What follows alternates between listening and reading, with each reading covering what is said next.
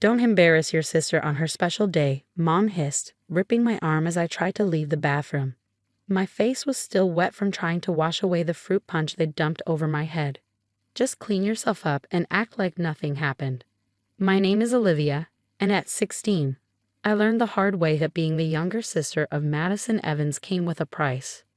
Madison was the queen bee of Oak Valley High School, and her Sweet 16 party was supposed to be the event of the year. Instead, it became the night that changed everything. I never wanted to attend the party. Madison made it clear I wasn't welcome, but our parents insisted. "She's your sister," Dad said, not looking up from his newspaper. "Family supports family." Family, right. The party started like any other teen nightmare. Me, standing awkwardly by the snack table, while Madison and her friends ruled the makeshift dance floor in our backyard. The music was too loud, the laughter too forced, and the tension too thick. "Look who's trying to blend in, Kira," Madison's best friend sneered as she approached. The little ghost sister finally found some color. She gestured to my pale blue dress, the one I'd saved up for months to buy. I tried to walk away, but Kira blocked my path. Behind her, Madison watched with that familiar mix of disdain and amusement. Two more of their friends, Ashley and Devin, flanked me. "We're just trying to help," Devin said, her smile sharp as glass. "You clearly need it." Before I could react, Ashley accidentally spilled her fruit punch down my dress. The cold liquid soaked through instantly, turning the pale blue into an ugly purple. The nearby crowd erupted in laughter. "Oops," Ashley giggled. "Red's definitely your color." I ran to the bathroom, fighting back tears. That's when things got worse. The girls followed me, Madison trailing behind them like a shark scenting blood. "Ah, is baby sister crying?" Madison's voice dripped with fake concern. "Maybe if you weren't such a pathetic loser, people would actually like you." Kira pulled out her phone, the camera flash blinding in the bathroom's fluorescent light. "Smile, ghost girl. This is going on my story." That's when they surrounded me. Devin grabbed my arms while Ashley dumped another cup of punch over my head. The red liquid ran down my face, into my eyes, staining everything it touched. Madison just stood there, recording the whole thing on her phone. "Nobody will believe you anyway," she said calmly. "You probably did this to yourself for attention." When Mom found us, I was trying to clean up while the girls took selfies in the mirror. One look at Madison's face, and I knew how this would play out. "Mom, Olivia's trying to ruin my party," Madison started, her voice wobbling perfectly. "She's always been jealous of me, and now she's making a scene." I stared at my mother, waiting for her to see through the act.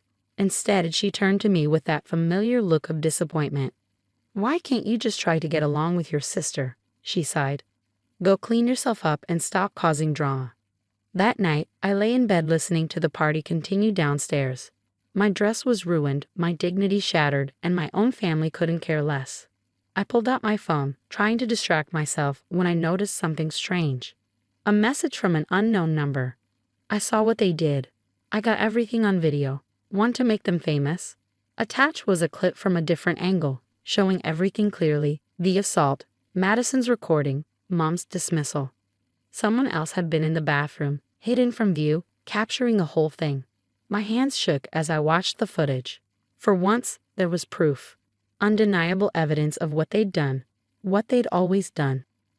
Another message popped up. They post their perfect lives on social media every day. Maybe it's time people saw the truth. I stared at my phone screen, my finger hovering over the reply button. Years of being the family ghost, the sister who needed to stay quiet, the daughter who shouldn't make waves, all of it crystallized into this moment. Madison's laughter echoed up from downstairs, followed by the sound of breaking glass and more giggles. Mom's voice floated up, not scolding, just indulgent. "Girls will be girls."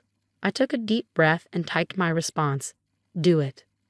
Little did I know, that simple two-word reply would turn our perfectly curated family image upside down by Monday morning. Monday morning arrived with the buzz of hundreds of notifications on my phone. The video had gone viral overnight, spreading across multiple platforms.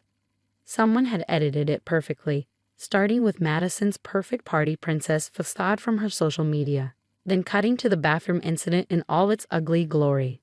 I walked into Oak Valley High School with my head down, expecting the usual invisibility. Instead, whispers followed me everywhere. But for once, They weren't mocking whispers. "Did you see what they did to her? That's so messed up." Her own sister just stood there filming. By third period, the school administration called me to the office. Madison was already there, her mascara smeared from crying, Mom sitting beside her looking shell-shocked. "This is a serious situation," Principal Torres said, her face stern. "Bullying and assault are zero-tolerance offenses at Oak Valley." "It was just girls being girls," Mom started, but Principal Torres held up her hand. "Mrs. Evans, we have clear video evidence of 4 students assaulting another student. The fact that this happened off campus doesn't change the severity of the situation." Madison's head snapped up. "It wasn't assault. We were just having fun." Olivia's always so sensitive. "Fun?" I finally spoke, my voice stronger than I expected. "You recorded your friends attacking me and planned to post it yourself. How was that fun?" The principal turned to her computer and played a clip, not just the bathroom incident, but a series of similar pranks Madison and her friends had pulled on other students. Someone had compiled months of their social media cruelty into one damning highlight reel. "We've received dozens of emails from concerned parents," Principal Torres continued. "Many students have come forward with their own stories." Mom's face had gone pale. "Surely there's something we can do." Madison's college applications will reflect her actions, Principal Torres finished firmly, as will those of the other students involved. 2 weeks suspension minimum, and the school board will review whether further action is necessary. Madison burst into fresh tears. "This isn't fair. Someone set us up. They filmed us without permission." "Like you filmed me," I asked quietly, "like you film everyone who doesn't fit into your perfect world." Before Madison could respond, her phone buzzed. Then mine. Then Mom's. The local news had picked up the story. Local teen bullies exposed. Social media queens revealed as cruel tormentors. Mom's carefully maintained composure cracked. "Do you have any idea what this will do to our family's reputation?" I really looked at her, and saw something I'd never noticed before. She was just like Madison, more concerned with appearances than actual harm. "You mean like what you've done to our family by always choosing her over me?" The office fell silent. Even Madison stopped crying. Every time she hurt me, every time her friends targeted me, he told me to stay quiet, to not make waves, to think about the family image. My voice grew stronger with each word. "Well, Mom, the image is broken, and you can't blame me for the cracks you helped create." Principal Torres cleared her throat. "Mrs. Evans, I'm also concerned about the home situation this video reveals. The school counselor would like to speak with both girls separately." "That won't be necessary," Mom started, but I cut her off. "Actually, I like that very much. For the first time in my life, I watched my mother's control slip completely. She couldn't smile this away, couldn't smooth it over with a dismissive laugh or a quick excuse." As we left the office, my phone buzzed again. Another message from the unknown number. Phase 1 complete. Ready for Phase 2. Madison, walking ahead with Mom, turned back to glare at me. "I hope you're happy. You've ruined everything." I thought about all the times she'd ruined things for me. Birthdays, school events, friendships. Always with that same satisfied smirk she'd worn in the bathroom. "No, Madison," I replied, loud enough for Mom to hear. "I'm just getting started." Looking down at my phone, I typed back, "What's Phase 2? The response came immediately. The truth about what really happened at last year's summer camp. I have that footage too.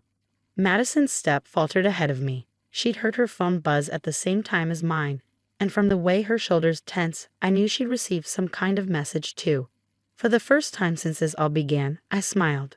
My anonymous ally wasn't just exposing Madison's current cruelty. They were unraveling her entire reign of terror, one video at a time.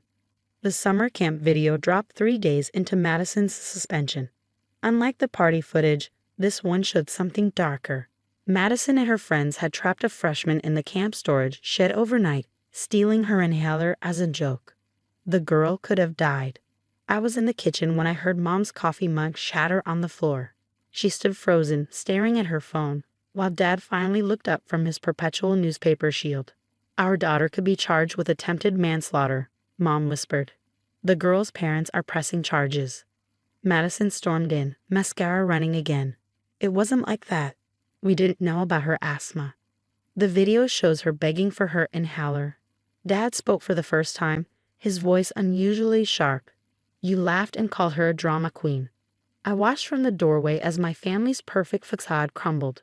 The girls' parents weren't just pressing charges.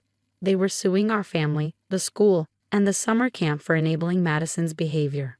This has to stop. Mom turned to me suddenly. Olivia, you must know who's doing this. Make them stop. I met her desperate gaze steadily. Like you stopped Madison all those years? Oh wait, you didn't. My phone buzzed again. Another message. Final phase tomorrow. Watch the morning news. That night, I couldn't sleep. Not from guilt, but from anticipation. My mysterious ally had promised this would change everything, and so far, they delivered. The next morning, our doorbell rang at exactly 7 a.m. Mom opened it to find a news crew on our doorstep. Behind them stood Ashley, Devin, and Kira, Madison's former friends, accompanied by their parents and what looked like lawyers. We're here to make a statement, Ashley announced, her queen bee confidence replaced by genuine remorse. About Madison Evans and the pattern of abuse we participated in. One by one, they confessed everything. How Madison had orchestrated years of bullying, blackmailing them into participation by holding their own secrets over their heads. How she manipulated events, people, and evidence to always come out looking innocent. She told us if we didn't help her, she'd destroy our lives, Devin admitted on camera. But we can't live with the guilt anymore. Mom tried to shut the door, but it was too late. The story was live. Madison appeared at the top of the stairs, her face white with rage. You traitors. I'll ruin you all. No, a familiar voice said from behind the news crew. You won't. Miss Torres stepped forward, holding a USB drive. As school principal, I've gathered evidence of years of systematic bullying, including testimony from dozens of students. The school board has made its decision. Madison Evans is expelled. I felt a strange sense of peace wash over me. Finally, everything was coming to light. That's when I noticed someone else in the crowd, a quiet girl with a camera. Katie, the yearbook photographer who always seemed to be everywhere but nowhere. She caught my eye and gave me a slight nod. Suddenly, I understood. The mysterious ally, the perfectly captured footage, the strategic release of information. It had been Katie all along. The invisible observer, just like me, who'd finally decided to expose the truth. The aftermath was both swift and complete. Madison's college acceptances were rescinded. Her friends turned witnesses received suspended sentences and mandatory counseling. Our parents, finally forced to face reality, enrolled Madison in a behavioral rehabilitation program. As for me, life changed in unexpected ways. Other students started talking to me, sharing their own stories of surviving Madison's reign. I went from being the ghost sister to someone people actually saw. Mom and Dad had to attend parenting classes as part of the legal settlement. Slowly, they began to understand the damage their negligence had caused. Dad started actually putting down his newspaper during conversations. Mom learned to listen instead of immediately dismissing uncomfortable truths. A month later, Katie approached me during lunch. Thank you, I said simply. She shrugged. I saw you that night at the party. You reminded me of myself last year, before I decided to start documenting everything. Sometimes the best revenge is just showing people the truth. Why didn't you tell me it was you? You needed to stand up for yourself without knowing you had backup, and you did. She was right. Each time I'd spoken up during the past month, it had been my choice, my voice, my strength. That evening, I sat with my parents for our newly instituted family dinner, Madison attending via video call from her program. I'm sorry, she said, looking smaller and younger somehow. For everything. It wasn't enough to erase years of torment, but it was a start. Mom reached for my hand across the table. We're sorry too, Olivia. We should have protected you. No, I replied, thinking of Katie's words. I needed to learn to protect myself. But now that I have, maybe we can all learn to be a real family. It wasn't a perfect ending, but it was an honest one. Sometimes that's better than perfect. As for the videos, they're still out there, a digital reminder that the truth always comes out, and that even the quietest voice deserves to be heard.